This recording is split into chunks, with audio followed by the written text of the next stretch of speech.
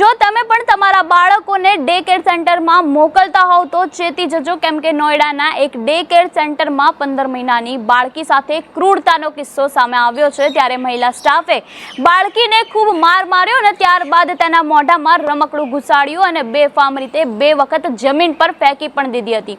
ત્યારબાદ તે બાળકીના પીઠ પર અને છાતીના ભાગ પર જોરથી મુક્કો પણ મારવામાં આવ્યો હતો, તેમજ બાળકીના માથાને દિવાલ સાથે અથડાવવામાં પણ આવ્યું હતું।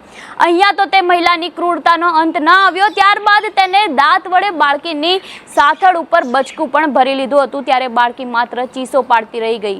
ત્યારે આ મેળની હેવાનિયત રૂમમાં લગાવેલા સીસીટીવીમાં પણ કેદ થઈ જાય છે। જ્યારે આ અંગેની જાણ માતાને થતા માતાએ ફરિયાદ કરતા ડે કેરની મહિલાઓએ તેમની સાથે દુર્વ્યવહાર કરી અને ધાક ધમકી પણ આપી।